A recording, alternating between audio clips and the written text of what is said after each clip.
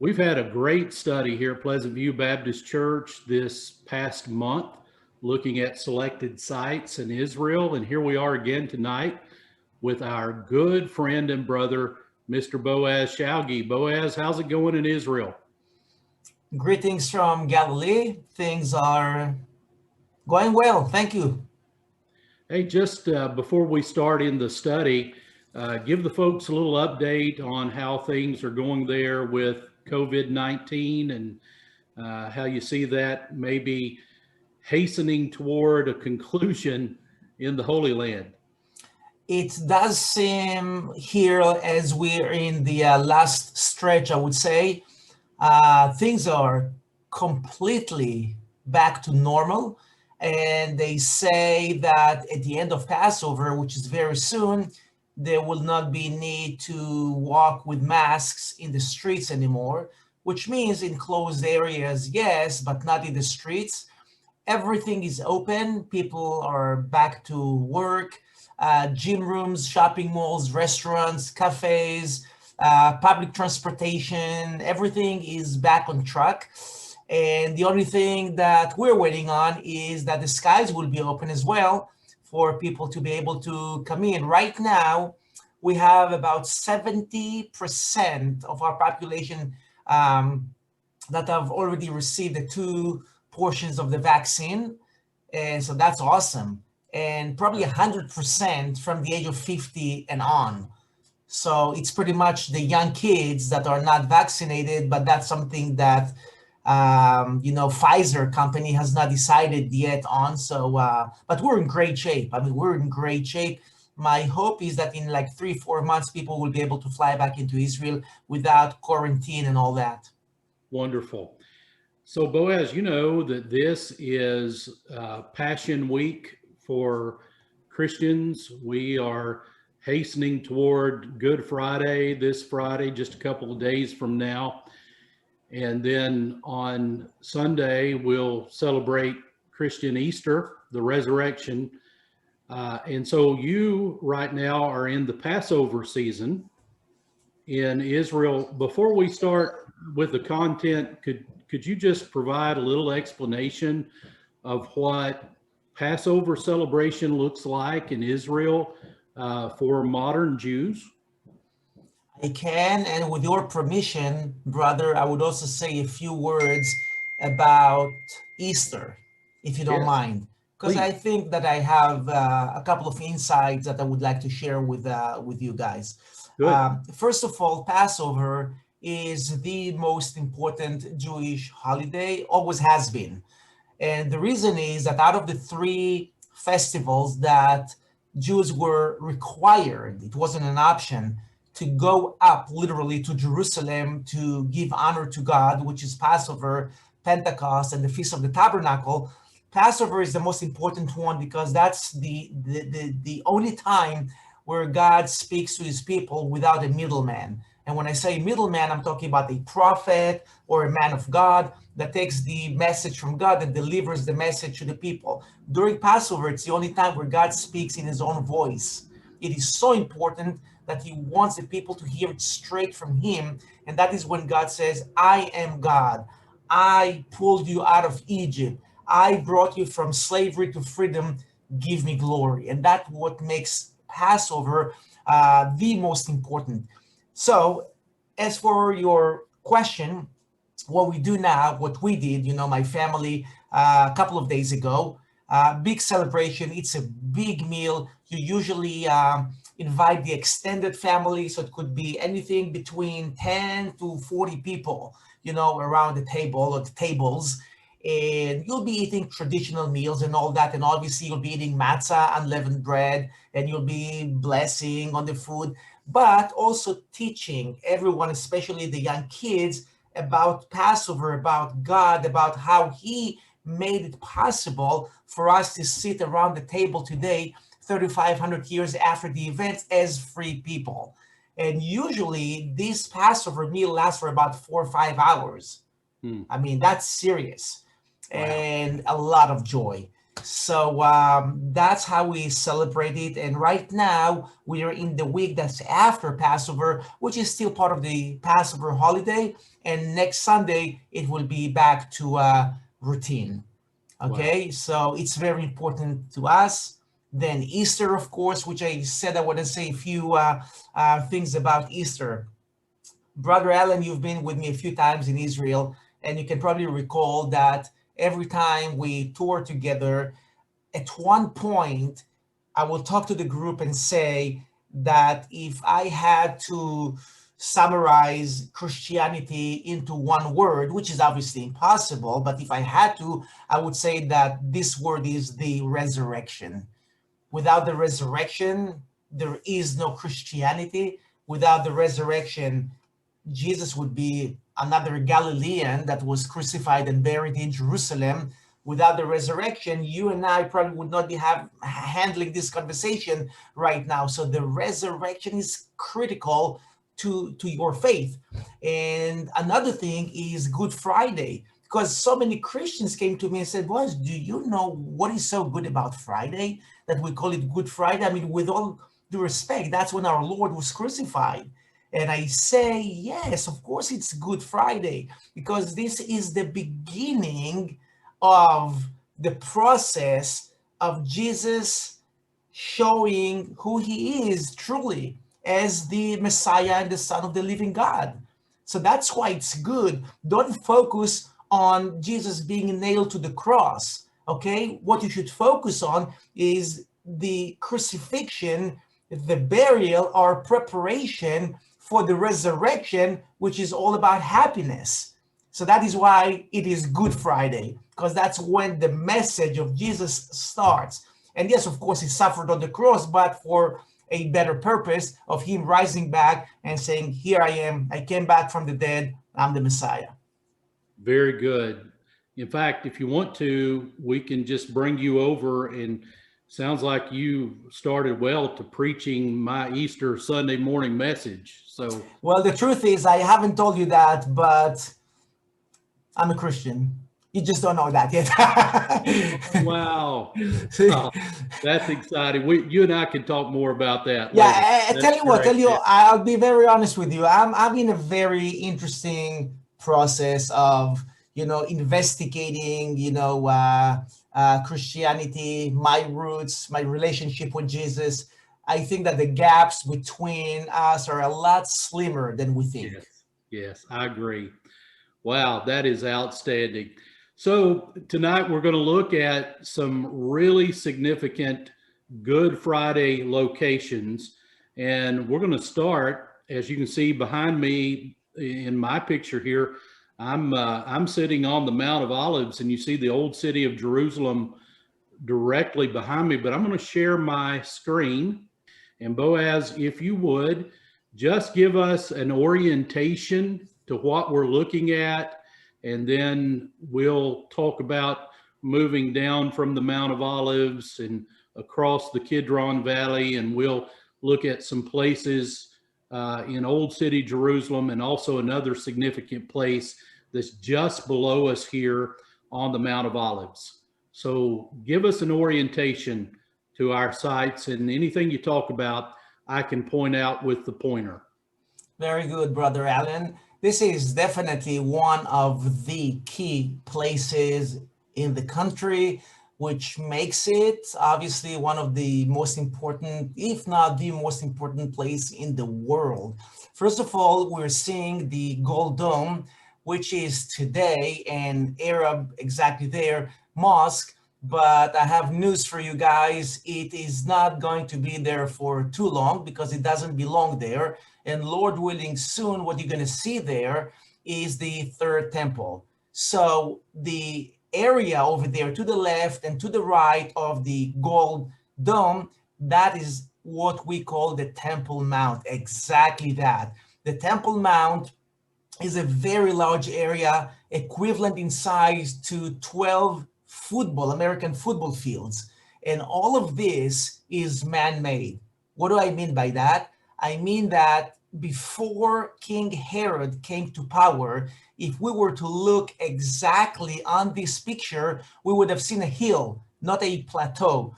But King Herod wanted to have a big plateau in order to have enough space to build a huge second temple. And that's what he did. I'm not going to get into all the details about how he did it and all of that. That's something that we'll have more time to talk on about when we are here on a tour in Israel. But just for you to understand, the temple, the Jewish temple, was nearly 3 times higher than the Gold Dome. That is enormous. The shrine that you see here today is equivalent to 8-story building. So think that the Jewish temple in the time of Herod, some 2,000 years ago, was as tall as a 25-story building today. That is unreal. Okay, so it was right there. And understand that even the second temple was there for a reason. And the reason is that that is the location of the first temple built by Solomon, son of David. And why is all that? The question is what is so significant about the Temple Mount? Why are the temples built there? Why do we know that the third temple will be built there again? The Levites, the priests, all the rituals in the temple will be restored over there. Folks, all of this is because of one very important event that took place there 4,000 years ago, and that was the binding of Isaac.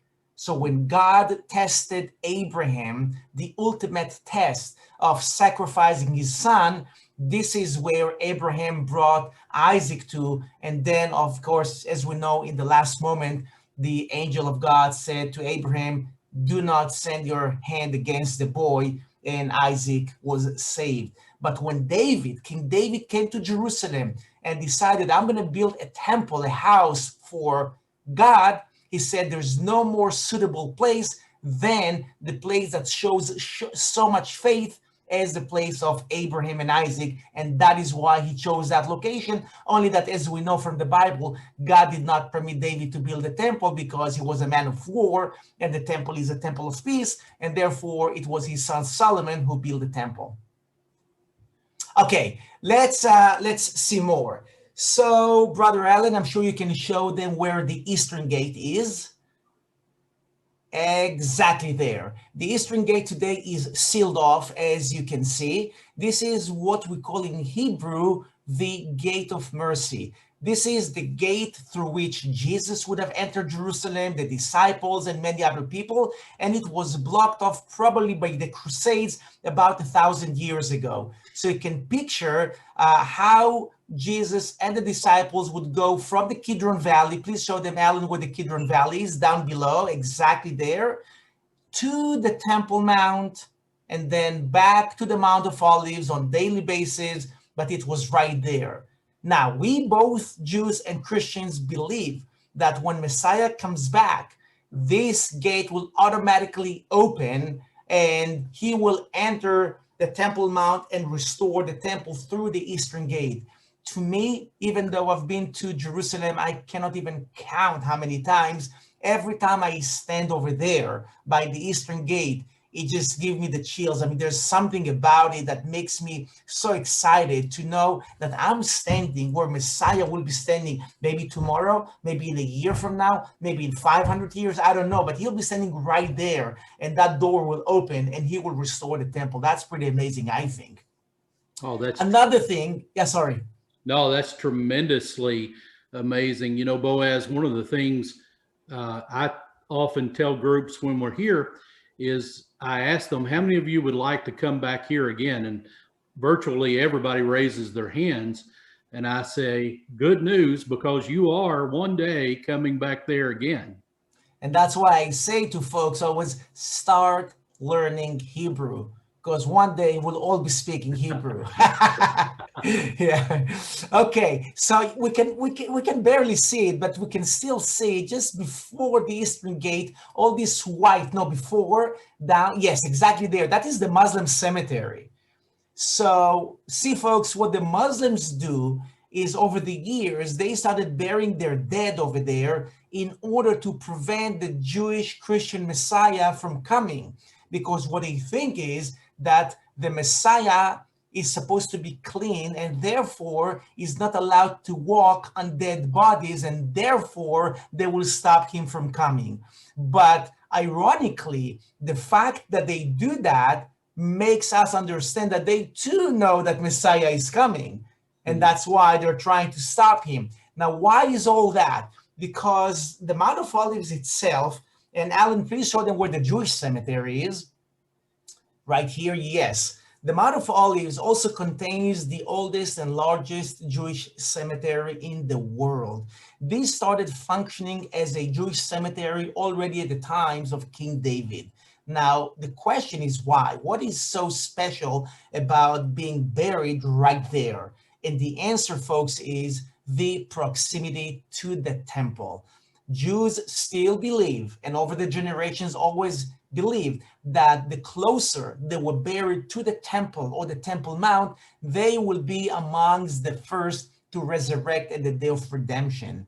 And that is why tens of thousands, maybe more, Jews are buried on the Mount of Olives, like I said, for the last 3,500 years. And then another thing that I want you to point out, between the Jewish cemetery and the old city is the Kidron Valley, where you see the terraces and the olive trees exactly there. That is the Kidron Valley. Now, with your permission, please continue with the arrow to the left, my left. Yes, more to the left, more. Yes, over there is what we call, guys, the City of David. You cannot see the excavations from here, but if we were to continue with this photo another 200 yards, you could have started seeing the excavations of the City of David. In other words, when we talk about the historical Jerusalem and how it was founded by David as the capital of the Jewish people, it was down there in that valley, in the Kidron Valley. And it is only hundreds of years later that under Herod, the Jewish people climbed, so to speak, to the top of the hill where the Gold Dome is today and established the new city over there. But the history of Jerusalem is down to the left. And again, why exactly there and how and other things, this is what we'll be talking about when you'll be physically standing there, and we'll have not just 10 minutes, but a few hours to explain more about how Jerusalem started. That helps us, Boaz, understand history and what we're looking at when we look down from the Mount of Olives. So let's go to the last week of Christ. Would you help the people understand where Bethany is in relation to what we're looking at here, and how Bethany and the Mount of Olives in general figures into the last week of Jesus? Yes, of course. So if we look at this photograph, then I will be sitting in Bethany right now, which means east of this photo. So what we see here, we see the Temple Mount. Please point to that again. Yes. And now to the Kidron Valley. Exactly. And now to the Jewish cemetery. Okay. And that's as far as we can go. But if we could have continued, okay, eastwards about a mile, that is where Bethany is. And that's where Bethphage is. Okay. And from there, Jesus walked into Jerusalem, what is known as the triumphal entry to the city, where people on either side of the road stood and waved at him with palm branches saying, Hosanna, Hosanna, which means save us, save us. Now, if you look to exactly where the arrow is right now, go down below, exactly where it is, go down below. Sorry, not this arrow. I see two arrows. I'm sorry, that's mine. Go to the right, a bit more to the right where the trees are, and then down. Yeah, exactly there. That is the area of Gethsemane, okay? So the Garden of Gethsemane is somewhere over there. And the Garden of Gethsemane, are we going to see a photo of the garden or not? In a few moments. Okay, so then I will save it. But just for people to know, in relationship to the old city where the garden is. So that is the area of the Garden of Gethsemane. We'll talk about the Passion very soon. Again, the Temple Mount, the Jewish cemetery, and east of that, Bethany and Bethphage. We're back with Boaz now, and we're going to leave the location where actually I'm sitting, or virtually sitting. You can see it behind my back. And as Boaz described a moment ago, we'll go down the Mount of Olives across the Kidron Valley and actually into the old city of Jerusalem. And Boaz, we're going to end up at what we have located there, and that being where Jesus and his apostles celebrated the Passover. And there he instituted communion, or the Lord's Supper.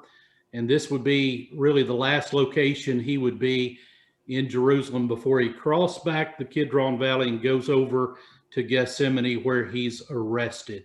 So I'm going to share the screen, and we can see now a picture of the upper room. Tell us about this location. Okay, so I keep finding myself saying, wow, this is so important. This is so important. When it comes to Israel, and especially Jerusalem, every site is so important, and so much history and significance. So folks, what we're seeing here is, first of all, a beautiful room. This is the room of the Last Supper, the upper room. What we cannot see from here is what is beneath the upper room, and that is the tomb of David, the tomb of King David. So let's start with saying that this room, the location of this room, really shows the continuation of the relationship between David and Jesus. Okay, Jesus is from the bloodline of David. David came from Bethlehem. Jesus was born in Bethlehem.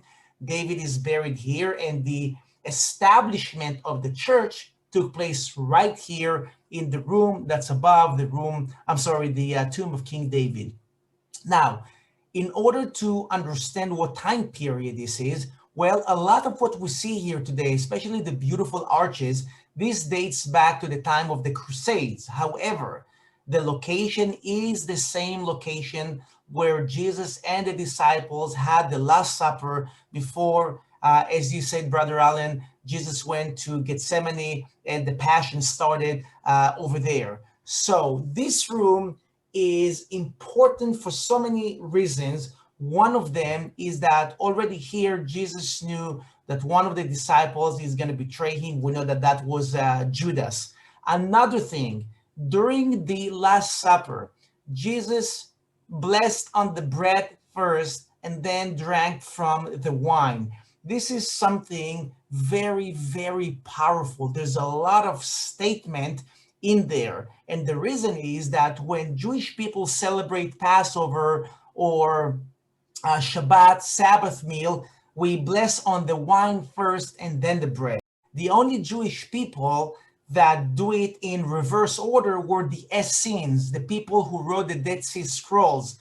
So the question is, why is Jesus doing it the way they did and not the way most Jewish people did it? And the answer is that at this point, Jesus is so disappointed with the high priests and the temple guards and all that, that he shows his resentment to them by celebrating and blessing the way the Essenes did, because the Essene community was a very godly community. When you have time to learn about them, see how they would baptize themselves, a few times every day, how little of possessions they will have with them, and really a life that every moment of it was dedicated to God. And Jesus appreciated that. And so by celebrating the way they did, he basically said to them, I appreciate you a lot more than the corrupt priests. But you'll only know that if you're Jewish or you have a Jewish person who guides you through that,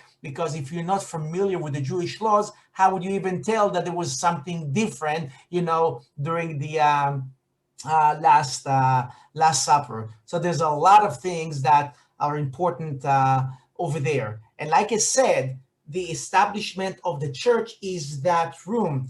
After the crucifixion, As you know, the Holy Spirit came and laid upon the disciples. That's when they started speaking in tongues. What does that mean?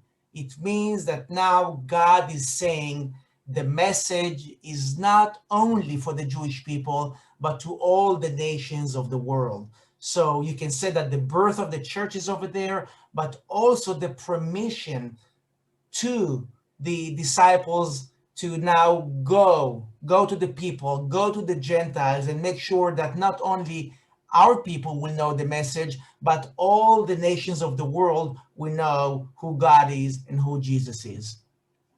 Thank you. That helps us not only understand a little more about the transition from Passover to the Lord's Supper, but it really ties in the Jewish roots of Christianity. And that's something very clear in the Gospels, particularly in the Gospel of Matthew.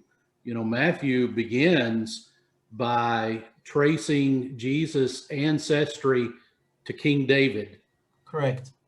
And then all through the gospel, over and over and over again in the book of Matthew, uh, people are saying, and Matthew, as the gospel writer, seems to be making it very, very clear that Jesus is king. And so tying that in, helping us see the location of the Last Supper and how it's just over the tomb of King David is incredible. So to help us trace the week of the Passion, let me be very clear about this. The Lord's Supper in the upper room would have been established on Thursday. Yes. So Correct. Thursday, yes. So Thursday of what we call Holy Week, there you find Jesus in the upper room that we saw a moment ago, and he establishes what we call either communion or the Lord's Supper. And then Boaz, help us trace the steps of Jesus after they finish there in the upper room. Where do they go? Okay, so again, as I said 5 minutes ago, when you talk about sites and the importance of sites, you could choose so many and you will still say, well, they're all so important. So where do we start? But if you give me the permission, Brother Allen, Yeah. to say something that's on my behalf and my thinking and my feeling and my understanding, that the next place that Jesus went to is maybe the most important one that a Christian will ever visit in his life. And that is the Garden of Gethsemane. And I will explain in a moment why. There it is. First of all, folks, when you come here, there's 2 or 3 trees, olive trees, that are from the time of Jesus. They're 2,000 years and even older than that. Just think that some of these trees actually witnessed the last moments of Jesus as a free man before he was arrested. That's incredible. Listen, this is the beginning of the passion of Jesus right here. Okay? We saw the upper room, we saw the Mount of Olives, we saw so many other things, but the passion starts here at the Garden of Gethsemane. This is where Jesus already knows that he is going to be arrested. And sure enough, late at night, the Romans and the temple guards came to arrest him. Jesus said to them, why are you coming late at night? Basically, you're sneaking in here like thieves. I'm on the Temple Mount every day, all day. Why don't you arrest me then? What was his point? His point was, my people love me. You don't arrest me over there because you know that this will create a riot. My people will not allow you to arrest me. So that's why you're sneaking at night like thieves where there's no one around, and then you're arresting me. And that's exactly what they did. So not only the passion of Jesus starts at the Garden of Gethsemane, the other thing is that every Christian that comes to the Holy Land and comes to Jerusalem and comes to the Garden of Gethsemane should ask himself or herself, what have I done to serve my Lord? Because this is when Jesus started seeing the end. This is when Jesus started his passion. And when you stand there as Christians today, you really have no choice, I would say, but to relate to the sadness of Jesus. He was just betrayed by one of his disciples, and he knows that in a couple of days from now, he will be suffering on the cross. So this was his moment or moments to think, where do I take this from here? And every Christian should ask the same question. Where am I taking myself from here? Am I doing enough? Am I doing like Jesus did for me when he was here? And that is why I said that in my understanding, this site is second to none. Absolutely. Of all the places we visit in Israel, and particularly of all the places we visit close into Jerusalem, being in the Garden of Gethsemane is so very special. And thank you, Boaz, for helping us reflect on things that we need to reflect on heading toward Good Friday and then Easter, the resurrection on Sunday. So this is the rock of agony that we see in the picture here. Yeah, And this is, tradition says yes, that on this rock, Jesus was praying while the Romans came and arrested him. So I want to be careful with that because some things I say, Alan, this is 10 out of 10. We know that for sure. Here, I would say that the Garden of Gethsemane is the Garden of Gethsemane. There's no question about it. Whether it's this stone or another one that was next to it, I'm not sure, but it doesn't matter. right. It's a good way of showing us a big stone in the garden, in the authentic garden, and could very well be that that's the actual stone on which he rested when the Romans came and arrested him. Very good. And so there is Jesus praying. He asks his disciples to pray with him, and they just couldn't do it. They were tired. They fall asleep, and they're under the cloak of darkness. And that darkness symbolizes so many things, doesn't it? It does, because darkness is oftentimes not necessarily physical darkness, but darkness of your mind. There are people with eyes that cannot see, and there are blind people that can see because they can see the right way. And that is exactly what the darkness here means. It has double meaning. It's dark because it's late at night, but it's also dark because some of them just don't get it or don't get it yet. Right. And then the evilness, the hellishness of the temple guards coming to arrest Jesus, as you said last week, not in the daylight, not on the Temple Mount where he was throughout this week, but they come under the cloak of darkness because they didn't want people to see what they were doing. Exactly.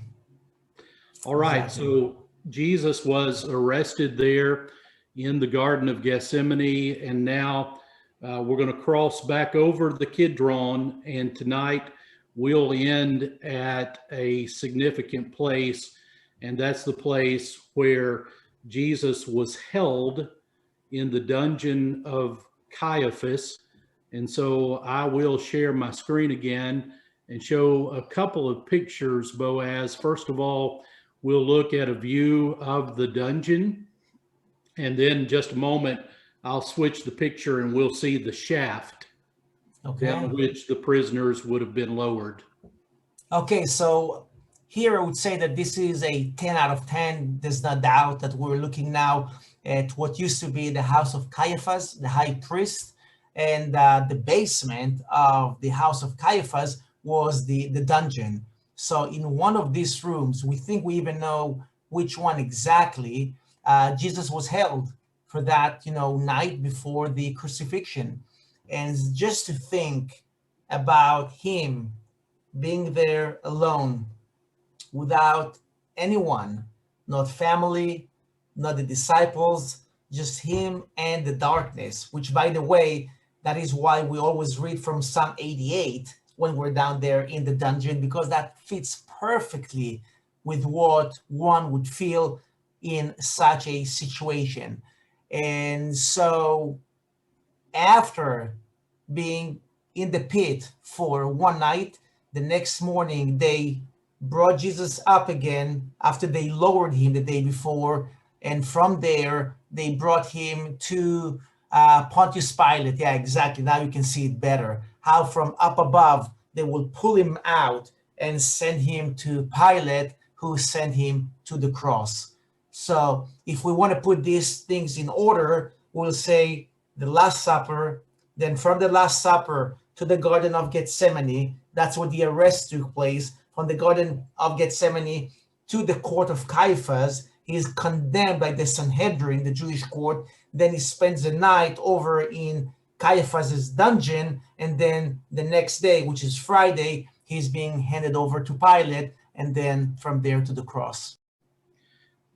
Thank you, Boaz. Just a quick word of clarification so that the folks here can tie things together.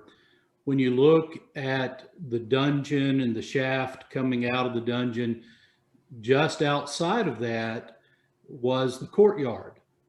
And that would have been the location where Peter was. So tell us a little about that, and we'll conclude in just a moment. That is very interesting because Peter was there and Peter witnessed everything that was happening. And Peter denied Jesus, as Jesus predicted, 3 times. When people came to him and said, "Are you with him?" "No, no, I have nothing to do with him. I do not know him." But in the end, he started to cry. The text says he sat by a stone and cried bitterly because he did understand eventually the mistake that he made. Now, why do I say that? On the one hand, it is sad to see how Peter treated Jesus, but at the same time, we have to look at the positive side of it and understand that not everyone is Jesus. Jesus was perfect, but we're not. And Peter was not. And through the non-perfect Peter, we understand that we too have a hope. Because it is very easy to say, well, I'm not God. I cannot be perfect, so I'll just continue with my life, do whatever I want. And Peter says basically, or we understand through Peter, no, even if I'm not perfect, and even if I fail once or twice or 3 times, there's always a hope. And in the end, Peter did show his Lord and Master his devotion and how dedicated he was to him. And even at the very end of Peter, of how he says, "Crucify me, but crucify me upside down because I don't deserve to be crucified like my Lord." That shows that eventually he got it. Yes, he made mistakes. Also in Caesarea Philippi, Jesus said to him, "Satan, go behind me." But there was always a hope. And that is what Peter represents over here, the hope. That's a wonderful way for us to conclude our thoughts tonight. It's all about hope. It's about faith. It's about God's grace. And when those things line up, when our personal faith aligns with the grace of God, then we have just tremendous and wonderful hope. And thank you for helping us see that tonight. Sure. And for understanding these locations that are very significant to this week. Thank you for all of your help over these past weeks, Boaz. We've had a wonderful set of Wednesdays here in the month of March, helping us prepare for what we'll celebrate on Sunday. It's been a pleasure, and I just pray that soon we'll walk through all these places, not via Zoom, but on our feet.